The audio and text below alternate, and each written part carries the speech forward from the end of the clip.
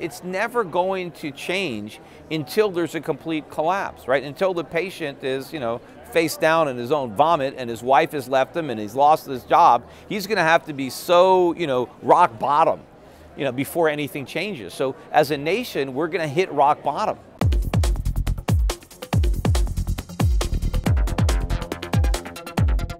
So let's talk briefly about failure, the virtues of failure. Your position, basically, let's hurry up and fail so that we can clear the decks and start fresh. There's been a slight resurgence of interest in sort of the economics of failure in the wake of too big to fail, which of course is still going on in some ways. So in a way, if it's optimistic to say, well, we are capable of failing and capable of starting fresh, what do you make of the more pessimistic argument that says, no, these people can actually drag this out for so long that by the time failure comes, it's going to be too late? Well, we've already dragged it on for much too long. I mean, that's part of the problem, how long it's been going on. And in fact, because it's gone on so long, there are people that think it will go on forever. And if you're in California, just remember the attitude that people had about real estate up until 2007-ish, 8, that prices could never go down. So people believe things that are foolish, but they believe them anyway, but then something happens to alter that perception. And I think the people who think that it's gone on for so long, so it's going to go on forever, they're wrong. It's going to come to an end, and the sooner the better. I mean, obviously, the longer it takes, the worse the problems get.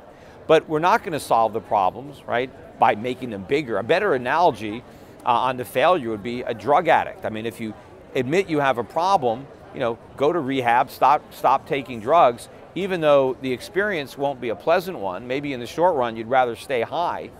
But in the long run, you're not doing yourselves any favors by denying your drug problem and continuing to feed the habit, right, until you overdose on it or you completely destroy your life. You might as well admit what the problem is, and we need to admit our addiction to cheap money, to consumer spending, to speculation, to debt, and we need to go cold turkey on that. And it's going to be, a problem in the short run as we unravel all these malinvestments that have been built up over the years, when people have to stop spending and start saving, when we have to start investing money, real investments, not just gambling.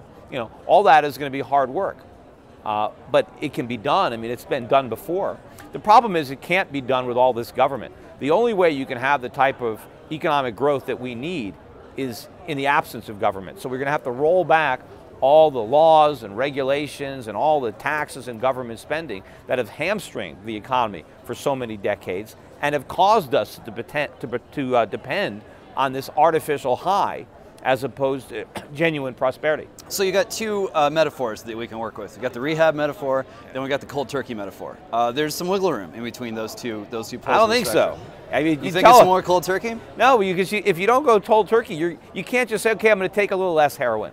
Yeah, but you're not going to do that, right? Well, you got methadone, right? And you can sort of be on the drip as you get off. But if you're a policymaker and you say, look, if I go try to pitch cold turkey to people, they're going to throw me out. Well, that's the problem. But you can't pitch anything. They won't. You can't even pitch methadone. That's why I said it's never going to change until there's a complete collapse, right? Until the patient is, face down in his own vomit and his wife has left him and he's lost his job. He's going to have to be so, rock bottom, before anything changes. So as a nation, we're going to hit rock bottom. But then there's no guarantee that we make a positive change. I mean, it's still, up in the air. We could embrace all-out totalitarian and complete socialism. We could say, you know what?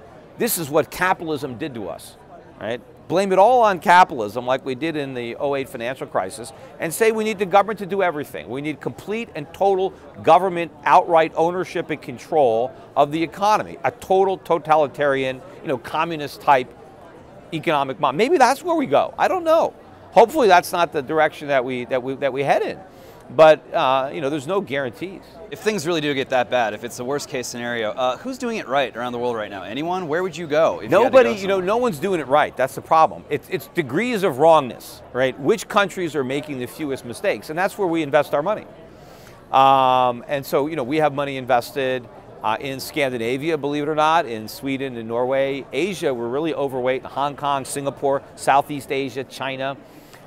We have some money in New Zealand, one of our favorite places to invest, Australia, places in Latin America, Chile, Peru. We have money actually up in Canada. So there are countries that are making fewer mistakes, right? There's no one that's doing it let's say, as well as America did it in the latter part of the 19th century. There's no one, but there are a lot of countries that are closer to what America used to be than what America is today. And so, there are places to, buy stocks, invest your money, try to grow your wealth, protect your wealth. But unfortunately, the United States is not the place to do it. I think the U.S. can still pull it out, but it does help to look around the world and see sort of what lessons we can relearn from people. Long run, we can. I mean, we can come back. I mean, the United States could be on top again if we do the right things. But it's a big if, because right now nobody wants to do the right thing. Most people don't even know what the right thing is, let alone having the courage to do it. But if we can dismantle all this government and start over, and I mean, we have a lot of infrastructure, we have a lot of technology and telecommunications infrastructure, we have some really good companies, so we're not starting from zero. Right? And I think, countries have been in worse shape. I mean, look at Japan after World War II. Look at Germany coming back after World War II. So, it's not as bad as that. I mean, yeah, all of our factories are gone, or most of them. They weren't bombed out of existence. We just legislated them into oblivion. But I think it's going to be easier for us to come back. I mean, we don't have cities that were just devastated by nuclear bombs. And so look at how big Japan came back in the 70s and 80s, after, we obliterated them in the 40s. So, we could do it, but it's gonna require capitalism. I mean, if you look at in Europe, look at how West Germany came back after the Second World War, but look at how East Germany stagnated. What was the difference between West Germany and East Germany? It was the government. East Germans adopted the Russian communist model, and the West Germans went after a more free market approach. And look at the difference.